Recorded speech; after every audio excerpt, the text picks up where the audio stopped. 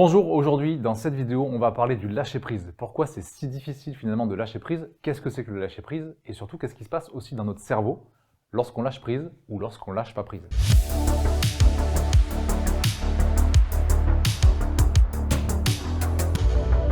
Alors le lâcher prise, on a tous et toutes déjà entendu parler ce mot. Tu devrais un peu lâcher prise, tu devrais apprendre à lâcher prise. On a tous été touchés par cette injonction sans finalement comprendre comment est-ce qu'on pouvait lâcher prise dans notre quotidien. Il faut savoir que le lâcher prise, ça nous vient de très très loin, puisque déjà, on en retrouve des traces dans les notions d'hindouisme, et qu'à l'époque, on parlait du lâcher prise comme un relâchement, comme des armes qu'on devait libérer. Et c'est très intéressant parce que cette notion, elle est revenue bien plus tard, dans les années 1970, et c'est dans le monde du développement personnel que l'on a repris cette notion du lâcher prise. Le lâcher prise, c'est trois choses. La première, c'est une méthode de relâchement. La deuxième, c'est une attitude que l'on va voir et que l'on va aborder ensemble. Et la troisième, c'est une philosophie. En fait, tout d'abord, pour comprendre et appliquer le lâcher-prise, il faut d'abord comprendre ce que ce n'est pas. Le lâcher-prise, ce n'est ni du laxisme, ni relâcher quelque chose, ni devoir lâcher quelque chose. Le lâcher-prise, ça demande du courage et ça demande simplement des petites applications quotidiennes. Et le lâcher-prise, il est souvent associé à trois types de pensées. Trois pensées qui sont pleinement associées à notre manque de lâcher-prise. La première, c'est « je ne peux pas »,« ce n'est pas possible » et « je n'y arriverai pas ». Ce type de pensée nous amène à finalement comprendre qu'il y a quelque chose sur lequel on a du mal à lâcher prise. Et on va voir tout à l'heure que c'est également associé à notre mode de fonctionnement cérébral. La deuxième pensée, c'est « ce n'est pas pour moi, ça ne me concerne pas, ce n'est pas mon genre ».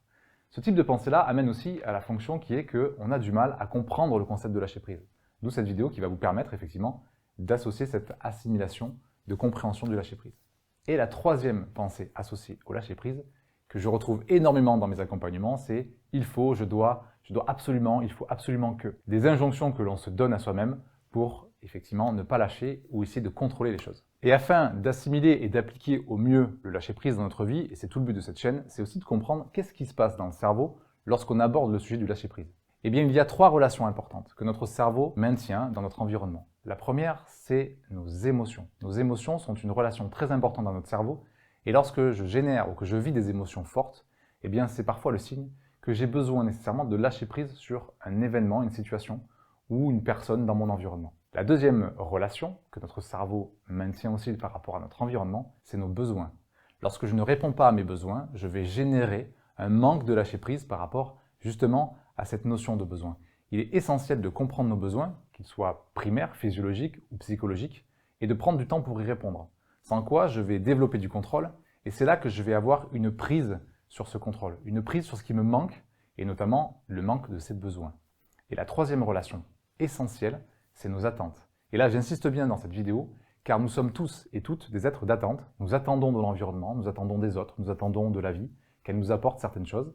Et lorsque je vais forger une attente particulière par rapport à une situation ou un événement, eh bien, je vais manquer de lâcher prise par rapport à la personne ou à la situation.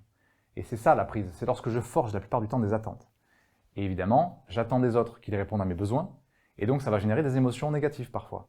La plupart du temps, écoutez bien, notre manque de lâcher prise, il est dû à toutes les attentes que l'on forge dans notre vie de tous les jours. Donc fort de cette explication de ce que c'est que le lâcher prise pour notre cerveau et de comment le lâcher prise interagit finalement avec notre inconscient, il est aussi intéressant de savoir comment est-ce que l'on peut appliquer dans notre quotidien ce lâcher prise, le voir naître et mûrir en nous. La première application, c'est donc une méthode de relâchement. Dans notre quotidien, il convient tous les jours, le plus souvent possible, d'appliquer petit à petit cette méthode de relâchement.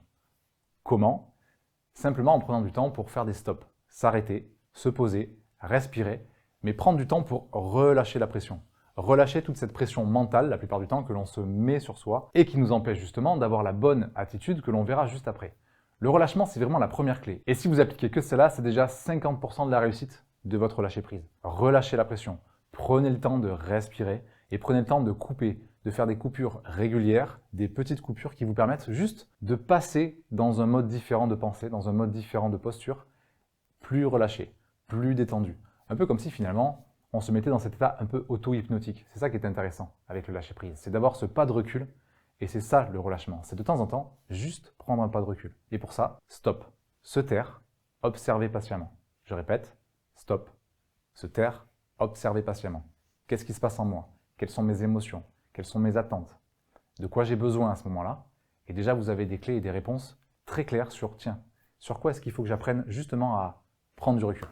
Deuxième méthode, simples d'application dans notre quotidien pour effectivement augmenter cette notion de lâcher prise, de sérénité intérieure, parce que c'est ça aussi le lâcher prise, c'est ressentir qu'on se sent mieux à l'intérieur et pour mieux agir vers l'extérieur, eh bien c'est donc l'attitude existentielle.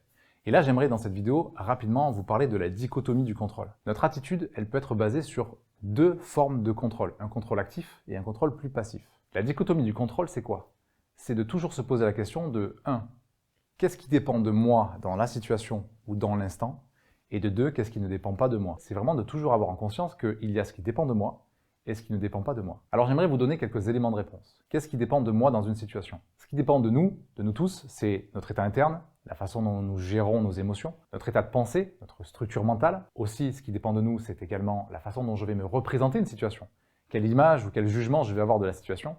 Et toutes ces étapes de ce qui dépend de moi vont déjà commencer à permettre à notre cerveau donc de se représenter la situation différemment et donc de lâcher un peu cette prise que l'on a, cet attachement ou cette volonté à vouloir maîtriser ou contrôler. Et ce qui ne dépend pas de nous, c'est l'environnement, tout ce qui est extérieur à nous. Les personnes, les individus, les situations, les stimuli extérieurs, toutes ces petites choses qui ne dépendent pas de nous et sur lesquelles on n'a absolument aucun contrôle. Ces deux éléments de réponse, cette dichotomie du contrôle, nous permet effectivement de nous repositionner et d'avoir une attitude plus stable, plus sereine et plus alignée. Et ce qui permet ainsi à notre cerveau de mieux comprendre, en tout cas pour notre inconscient, ce concept de lâcher et de prendre. Je peux lâcher ce qui ne dépend pas de moi et prendre ce qui dépend de moi et agir sur ces notions-là, mes états internes, mes comportements et plus généralement donc mon attitude envers l'extérieur. Et enfin, troisième clé que l'on peut appliquer dans son quotidien, eh bien c'est la philosophie. Je vous ai dit, le lâcher prise, c'est avant tout une méthode, une méthodologie, une attitude, mais c'est aussi une philosophie. Et pour terminer cette vidéo sur le lâcher prise, j'aimerais juste vous partager ma vision de ce que c'est que la philosophie du lâcher prise. Eh bien, c'est viser toujours la progression et abandonner la perfection. Tu sais de quoi je parle? La perfection amène à cette notion de prendre, de vouloir contrôler, maîtriser. Plus je me centre sur la progression et plus je développe aussi cette évolution personnelle. Merci à tous d'avoir regardé cette vidéo. On se retrouve donc très bientôt pour un prochain sujet. N'oubliez pas de vous abonner à la chaîne YouTube pour ne pas rater les prochaines vidéos. Également d'aller voir les liens en commentaire vers l'Institut Alpha, vers les formations, vers les programmes. Je vous dis donc à très bientôt. Merci encore.